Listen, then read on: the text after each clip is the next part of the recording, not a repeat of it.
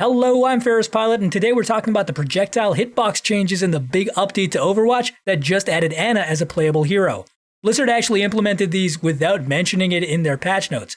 Pretty sneaky, sis. Before going over the changes, let me explain how it worked without the changes. But before that, the difference between projectile and hitscan. I'm going to be throwing those words around a lot. Projectile attacks are those that have travel time, like Hanzo's arrows, Genji's throwing stars, and Pharah's rockets. Hitscan attacks travel instantly, like shots from Widowmaker's rifle or McCree's revolver. The way projectile attacks functioned previously was that they used a different, larger collider around characters to register hits when compared to hitscan. This meant that projectile attacks didn't actually need to visibly collide with the character model in order for it to count as a hit. This allowed for silly things like Hanzo landing headshots on people that he couldn't even see. That was all prior to the Ana update. After the update, projectile attacks appear to now use the same sized hitbox as hitscan attacks. Let me just say this right now, this is a good change by the Overwatch team. It ensures that the visuals match up with the physics and game logic and makes things a lot more intuitive and a lot less frustrating for players. I do wish they had documented it, but I guess everybody makes mistakes. What this change means is that several Overwatch heroes have been hit by a stealth nerf. The Shimada brothers Genji and Hanzo get the worst of it.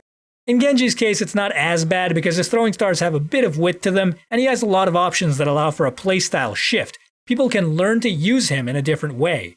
Hanzo's reliance on his arrows, however, makes this less probable. He has some good abilities, but I don't know if a strategy change is quite enough to make up for how hard his attacks are to aim. I wouldn't be surprised to see him receive a buff in the future. Other characters also suffer from this. Torbjorn, Mei, Junkrat, Pharah, Zarya, Lucio, D.Va, Zenyatta, and Mercy all have weapons that fire projectiles. However, these characters also have other things that mitigate the effect of the reduced hitbox size. This means that while these characters will be affected, it doesn't harm them as much. Plus, just like with Genji, it's likely that players can find new ways to play them beyond just getting good. One last thing I forgot to mention in my previous video on this patch, Soldier 76's gun doesn't reset its recoil immediately when you let go of the button anymore. Prior to the update, you could fire at near full auto speeds without a loss of accuracy, just by tap shooting. You can't do that anymore, which is a bit of a nerf to Soldier as well. Although again, I think it's warranted because that DPS output at that range was just a little ridiculous.